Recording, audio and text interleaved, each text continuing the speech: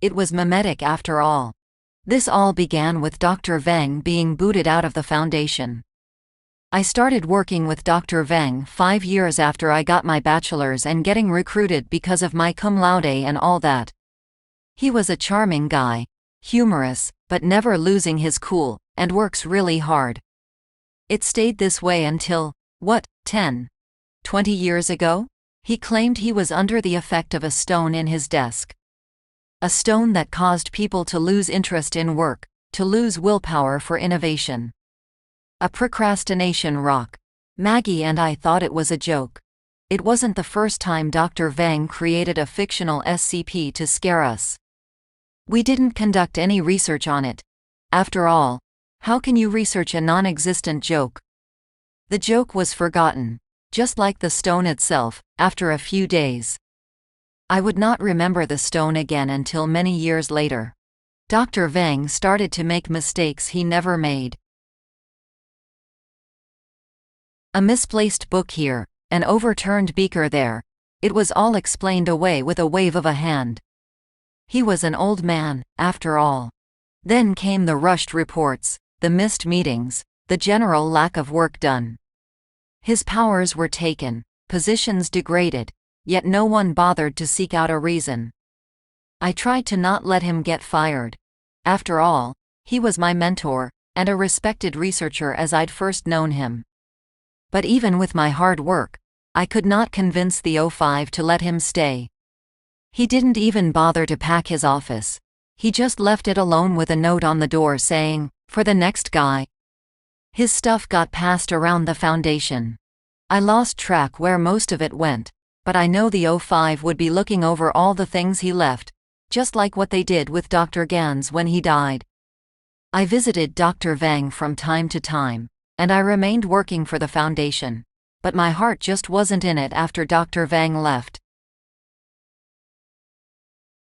A new researcher, while digging through Dr. Veng's stuff, found the long-forgotten stone.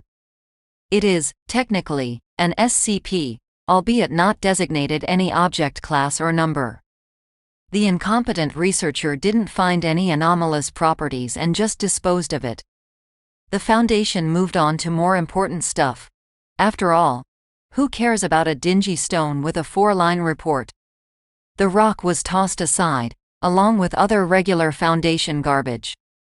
Soon, small problems started to pop up. A delivery that was supposed to arrive in a week took half a month due to decreased flights. An episode of a show was delayed months because of a lack of personnel. A highway that was planned to be built in 6 months dragged into several years. But no one noticed, it was all within normal. After all, what human doesn't make mistakes? We are fallible, after all. They aren't huge problems anyways. A few years before my retirement, I learned that the Foundation recovered the original stone along with several hundred identical stones from a secretive extremist group. The group laid hands on it after the botched disposal. They found the cause of the stone's properties, and mass-produced the stone.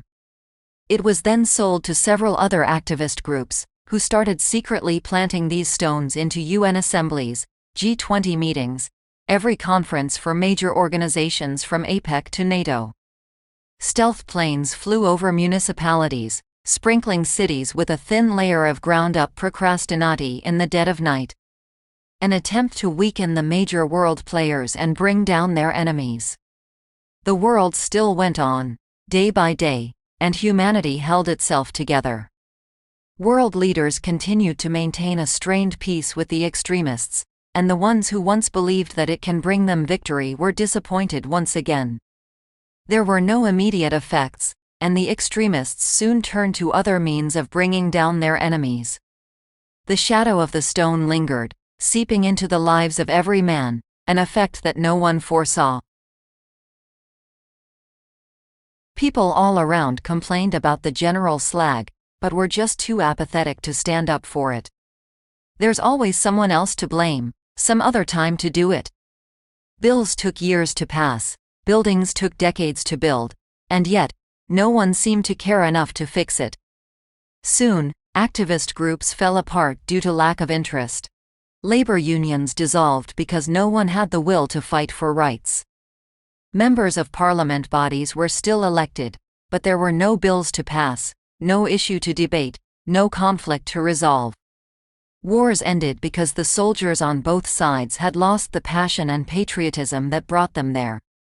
The O5 Council tried to prevent the spread of this phenomenon, to start the recovery, to let humanity stand back up on its feet, but no matter how hard they tried, our agents and researchers simply just dragged the missions on for years.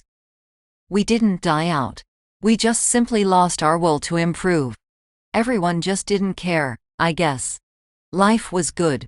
Why change? There's always later.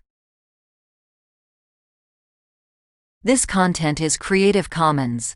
Relevant attribution can be found in the description.